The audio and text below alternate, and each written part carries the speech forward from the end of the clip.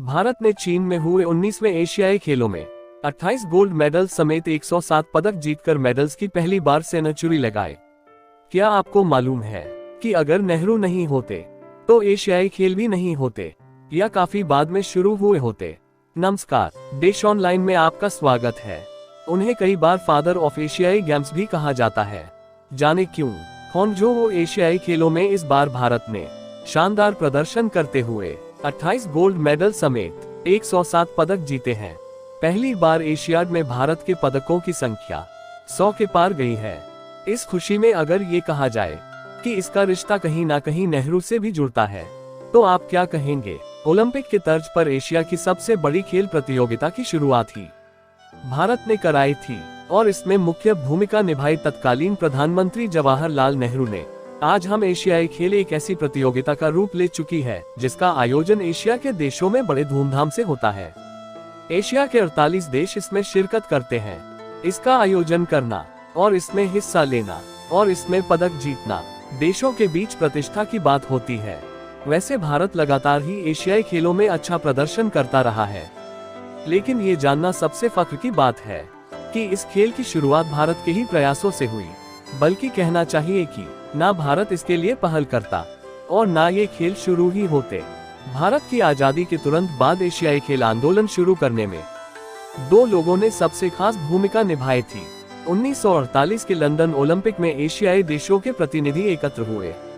वहां एशियाई देशों के खेल के जुड़े खेल संघों के पदाधिकारियों ने ये विचार किया कि ओलंपिक की ही तरह एशिया महाद्वीप में भी खेलों का आयोजन होना चाहिए, जिसमें सभी एशियाई देश हिस्सा लें।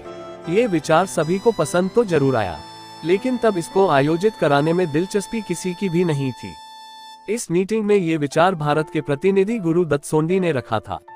दरअसल दूसरे विश्व युद्ध के चलते 12 सालों तक ओलंपिक खेलों का आयोजन नहीं हो सकता था।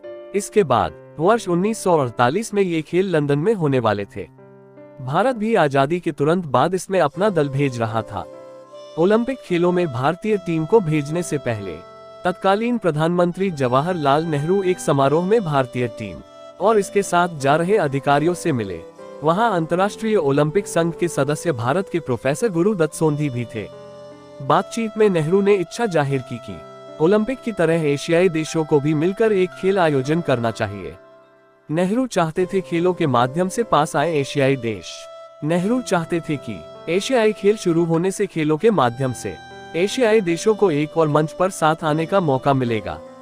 कुछ एशियाई खेल नए नए आजाद भी हुए थे। लंदन ओलंपिक के दौरान एशियाई खेल अधिकारियों के सामने ये सुझाव प्रोफेसर सोंडी ने रखा। फिलीपींस के जॉर्ज बी वर्गस ने इसका भरपूर समर्थन किया। तब वहीं एशियाई स्पोर्ट्स फेडरेशन की एक मीटिंग में इस पर गंभीरता से विचार किया गया। ये तय हुआ कि पहले एशियाई खेल होने चाहिए। पहले एशियाई खेल तब चीन में कराने का फैसला किया गया। भारत का पूरा समर्थन इसको हासिल था। गुरुदत्त सोंडी कौन थे? सोंडी का जन्म 10 दिसंबर 1890 को लाहौर में एक प्रभावशाली परिवार में हुआ था। उनके पिता जालंधर में बैरिस्टर थे। वह पढ़ाई के साथ खेलों में भी अच्छा रहते थे। उन्होंने लाहौर के सरकारी कॉलेज में दाखिला लिया, जहां कई सालों बाद अभिनेता देव आनंद ने भी पढ़ाई की। कॉलेज में रहते हुए वह पंजाब यूनिवर्सिटी के खेलों के रनिंग चैंपियन बने। फिर उनके पिता ने उन्हें कैम्ब्रिज विश्वविद्यालय के ट्रिनिटी कॉलेज में भेज दिया, जहां उन्होंने पढ़ाई के साथ ट्रिनिटी कॉलेज हॉकी टीम का प्रतिनिधित्व भी किया। 3 बार ओलंपिक में भारतीय हॉकी टीम के मैनेजर रहे। खेल के प्रति उनका प्रेम उन्हें खेल प्रशासन में ले गया।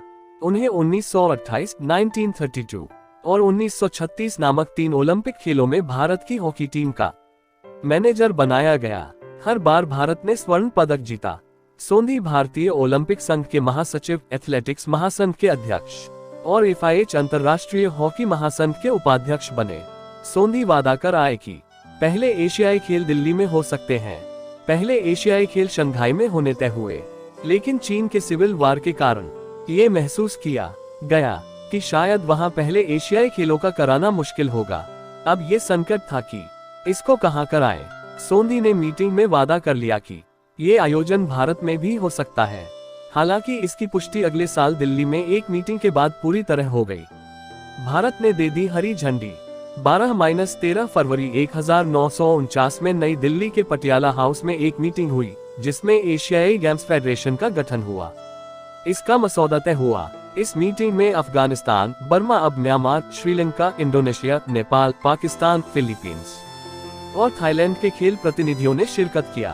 तत्कालीन प्रधानमंत्री नेहरू से हरी झंडी मिलने के बाद सोंधी ने सभी से कहा कि एशियाई खेल होंगे और पहली बार इसकी शुरुआत भारत से ही होगी। नेहरू और सोंधी के बीच टीम वर्क।